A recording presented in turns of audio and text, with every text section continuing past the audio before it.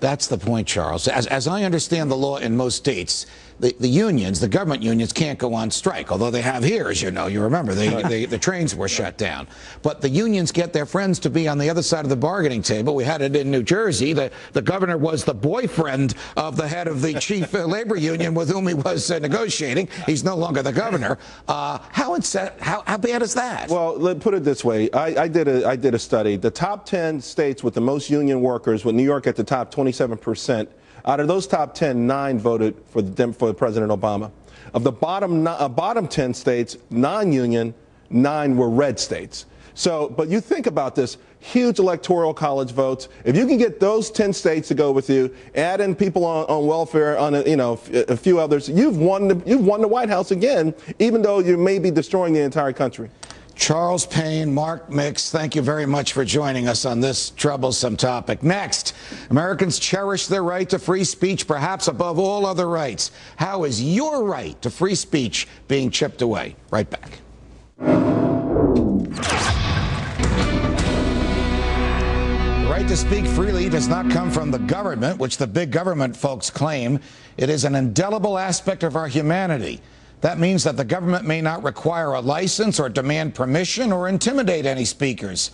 The bottom line is it may not punish speech, no matter what the speech asks for. Stated differently, no one in the government, any government, may impose a burden on the exercise of speech, whether it's Tea Party folks calling the president a socialist or protesters comparing President Bush to Hitler. Joining me now is Naomi Wolf. She's a New York Times bestselling author. Her latest book is The End of America. Naomi, welcome to the program. So one of the interesting aspects of speech that most folks don't know about is not only may the government not interfere with speech, but the government may not force or compel speech. So question. The government signs a health care law, enacts a health care law. The president signs it into law. Corporations say we're going to lose money as a result of this law, as the law requires them to say when they think they're going to lose money. Suddenly they're dragged before a congressional committee to explain how you're going to lose money and how can you say you're going to lose money and why are you saying it now? Is that constitutional? I have no idea if it's constitutional or not. You're the expert on that.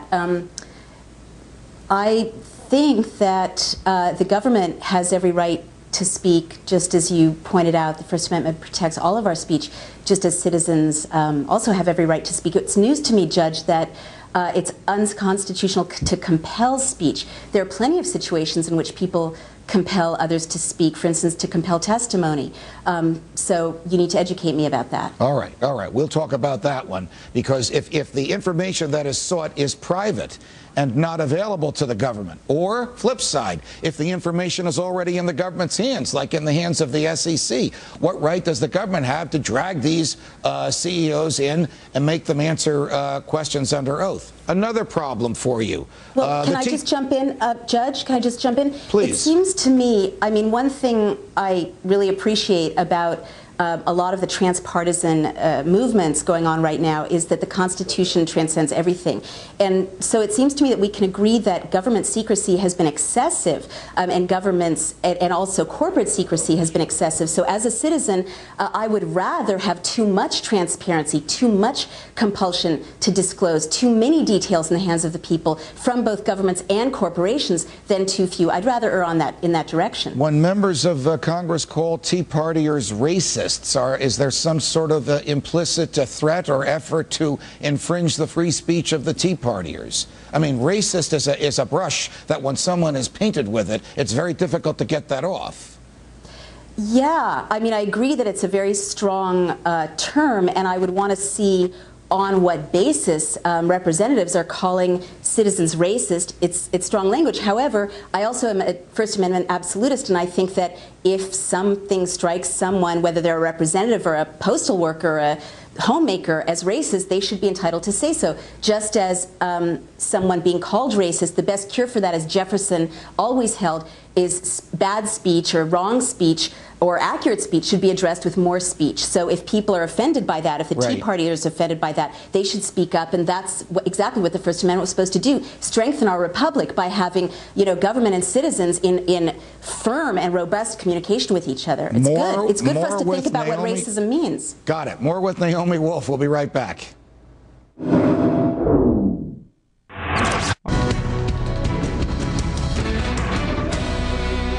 With Naomi Wolf. She's a New York Times best-selling author. Her latest book is The End of America. Naomi, recently, a federal judge in San Francisco hearing the case about warrantless wiretapping ruled once and for all, I hope, that the president is subject to the same laws as the rest of us. And he told President Bush, who's now out of the case, and President Obama that he's in the case. You want to listen to somebody's telephone calls, go to a judge and get permission.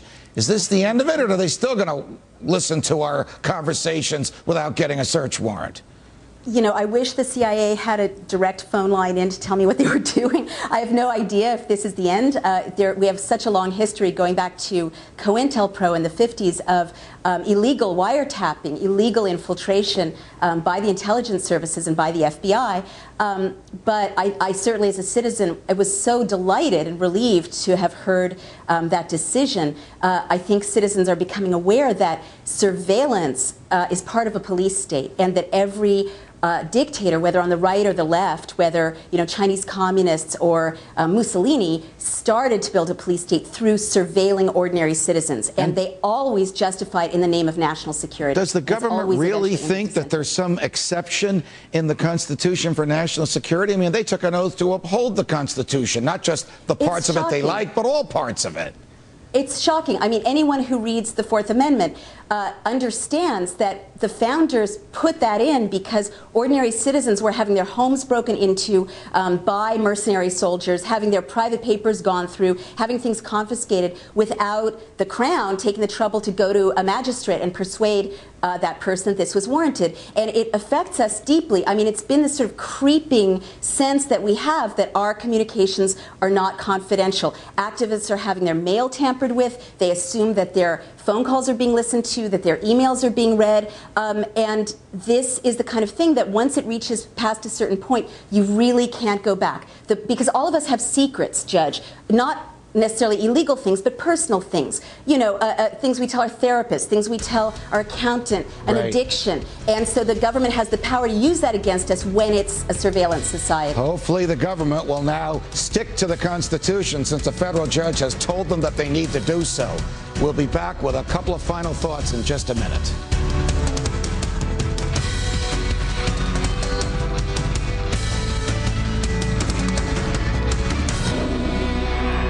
The loss of freedom comes in many forms.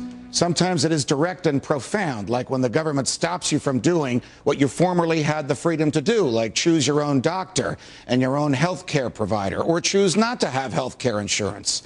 Sometimes it is more subtle, like when the government prints money to pay its bills, and as a result, all the money you already have loses some of its value.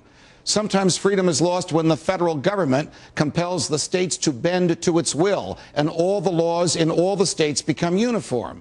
President Reagan was fond of saying that because the states are independent of each other, and in some areas independent of the federal government, you can vote with your feet. If you want less government, move to New Hampshire. If you want more government, move to Massachusetts. But if the federal government makes the laws oppressive in every state, there's nowhere to move. Let me ask you, America, what is freedom? Freedom is the ability of every person to exercise his own free will and conscience, rather than to be subject to the will of a bureaucrat in the government. Our free will is a gift from God, and the government may not take it away. And now a word about the season. In the Christian world, today is Holy Thursday, known in literature and art as the Last Supper. The Last Supper was a Jewish Passover Seder, and it was the final meal that Jesus ate before he died. At that supper, he performed two miracles. He transformed bread and wine into his own body and blood, and he empowered his disciples and their successors to do the same. On Good Friday, which is commemorated tomorrow, he was executed for claiming to be God. He died that we might be set free from sin and oppression. 3 days later, on Easter, he rose from the dead. Easter has a meaning that is both simple and incomprehensible. Easter means that there is hope for the dead. And if there is hope for the dead, there is hope for the living. And we, the living, can only achieve our hopes if we have freedom. From New York, defending freedom, happy Easter, America.